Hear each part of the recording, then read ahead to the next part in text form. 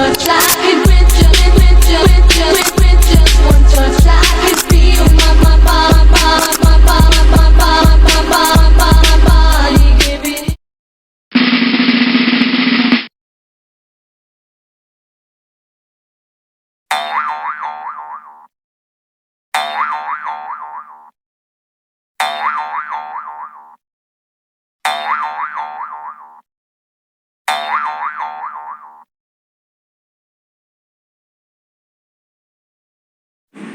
Hai, saya Kancil.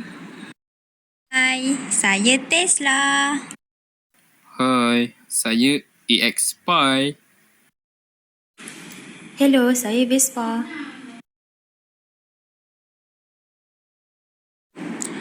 Alah, kenapa ni tiba-tiba gelap? Lampu saya mati ke? Kancil, kereta awak kenapa? Lampunya mati ke? Biar saya bantu kamu sulakan jalan. Tapi lampu saya pun sebelah rosak. Tak apa, kita sama-sama saling bantu-membantu antara satu sama lain supaya tidak berlaku sebarang kemalangan.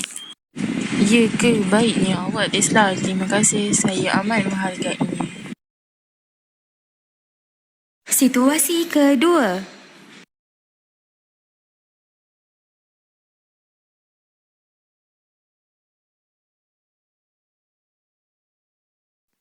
Pada suatu malam, EX5 dan Vespa bersia-sia bersama-sama.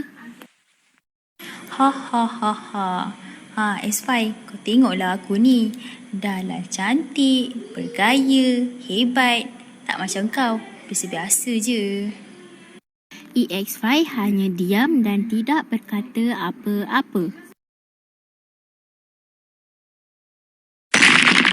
Aduh, apa benda ni? Aku terlanggar apa ni? Batu? Kenapa aku tak perasan ada batu kat sini? Sakitnya. Awak rosak ke? Awak nak saya tolong?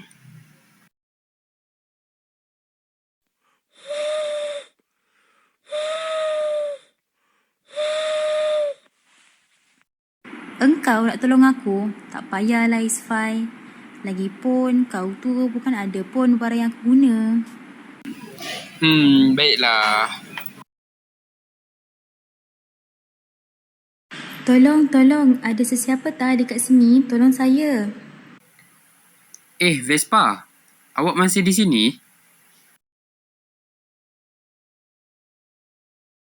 Isfai, kalau kau tolong aku boleh? Aku dah tak boleh gerak dah ni. Bukan tadi awak kata saya tak berguna ke? Kenapa awak minta saya tolong?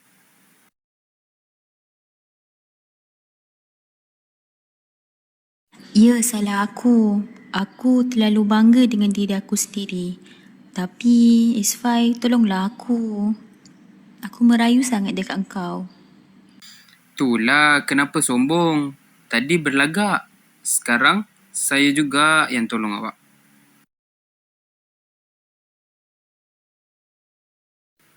Belajarlah untuk hormat semua orang.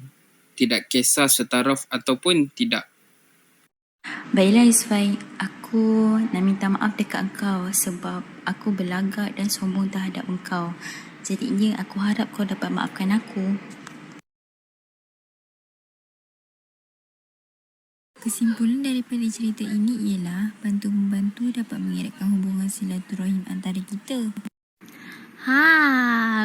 Betul. Kita bersikap sombong untuk meminta pertolongan kerana sikap tersebut boleh mendatangkan kesan yang buruk pada masa akan datang. Sikap prihatin terhadap orang lain merupakan salah satu akhlak yang mulia yang mampu mewujudkan kehidupan yang lebih aman, harmoni dan sejahtera.